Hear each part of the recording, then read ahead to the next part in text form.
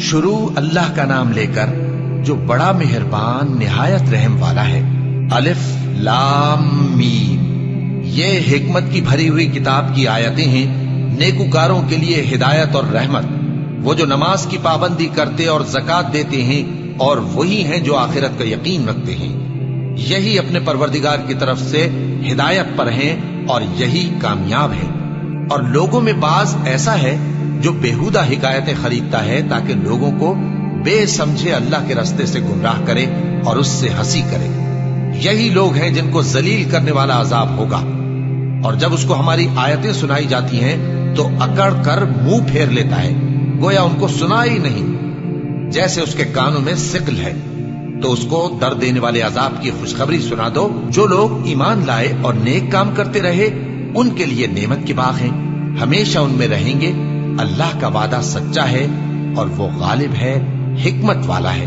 اسی نے آسمانوں کو ستونوں کے بغیر پیدا کیا جیسا کہ تم دیکھتے ہو، اور زمین میں پہاڑ بنا کر رکھ دیے تاکہ وہ تم کو لے کر ڈولنے نہ لگے، اور اس میں ہر طرح کے جانور پھیلا دیے۔ اور ہم ہی نے آسمان سے پانی نازل کیا، پھر اس میں ہر قسم کی نفیس چیزیں اگائیں۔ یہ تو اللہ کی تخلیق ہے۔ اب مجھے دکھاؤ کہ اللہ کے سوا جو ہستیاں ہیں انہوں نے کیا پیدا کیا ہے۔ حقیقت یہ ہے کہ یہ ظالم کھلی گمراہی میں ہے۔ اور ہم نے لقمان کو دانائی بخشی کہ اللہ کا شکر کرو، اور جو شخص شکر کرتا ہے تو اپنے ہی فائدے کے لیے شکر کرتا ہے، اور جو ناشکری کرتا ہے تو اللہ بھی بے نیاز ہے، لائق حمد و ثنا ہے۔ اور اس وقت کو یاد کرو جب لقمان نے اپنے بیٹے کو نصیحت کرتے ہوئے کہا کہ بیٹا، اللہ کے ساتھ شرک نہ کرنا، شرک تو بڑا بھاری ظلم ہے۔ اور ہم نے انسان کو، جسے اس کی ماں تکلیف پر تکلیف سہ کر پیٹ میں اٹھائے رکھتی ہے، پھر اس کو دودھ پلاتی ہے، اور آخر کار 2 برس میں اس کا دودھ چھڑانا ہوتا ہے، میں نے تاکید کی ہے کہ میرا بھی شکر کرتا رہے اور اپنے ماں باپ کا بھی، کہ تم کو میری ہی طرف لوٹ کر آنا ہے۔ اور اگر وہ دونوں تجھ پر زور ڈالیں کہ تو میرے ساتھ کسی ایسی چیز کو شریک کرے جس کا تجھے کچھ بھی علم نہیں، تو ان کا کہا نہ ماننا۔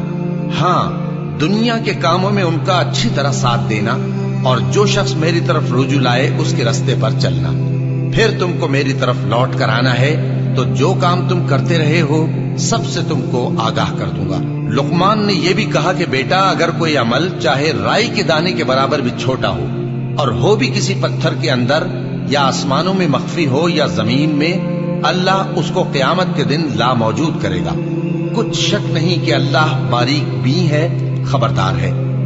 بیٹا، نماز کی پابندی رکھنا اور لوگوں کو اچھے کاموں کے کرنے کا مشورہ دیتے رہنا، بری باتوں سے منع کرتے رہنا، اور جو مصیبت تجھ پر واقع ہو اس پر صبر کرنا، بے شک یہ بڑی ہمت کے کام ہیں۔ اور تکبر کرتے ہوئے لوگوں کے سامنے گال نہ پھلانا اور زمین میں اکڑ کر نہ چلنا، اس لیے کہ اللہ کسی اترانے والے شیخی خورے کو پسند نہیں کرتا۔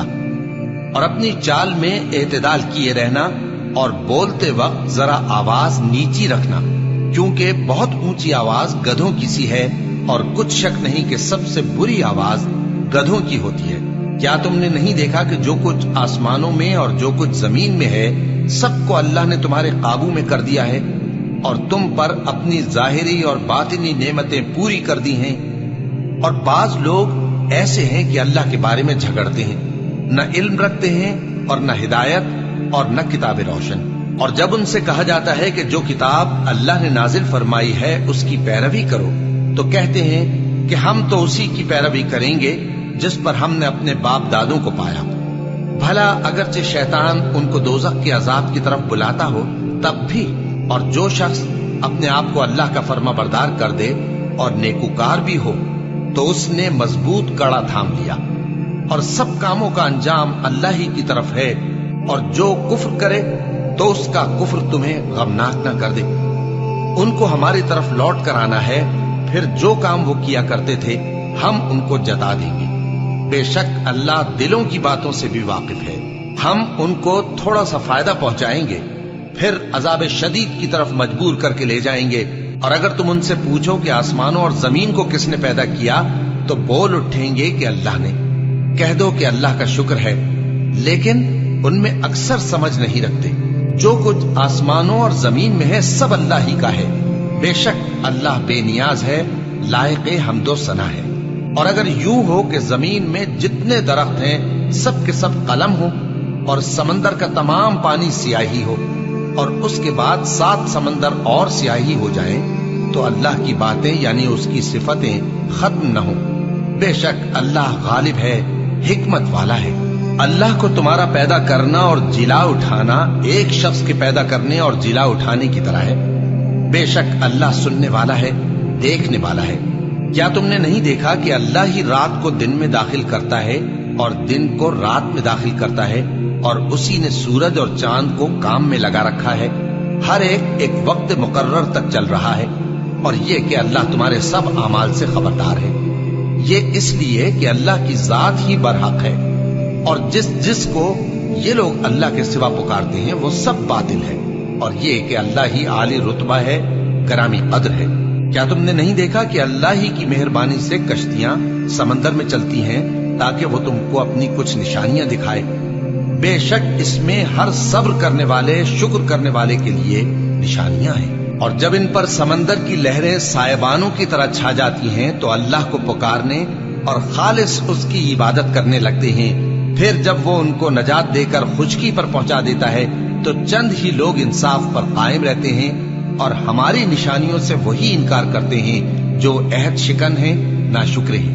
لوگو اپنے پروردگار سے ڈرو اور اس دن کا خوف کرو کہ نہ تو باپ اپنے بیٹے کے کچھ کام آئے اور نہ بیٹا باپ کے کچھ کام آ سکے۔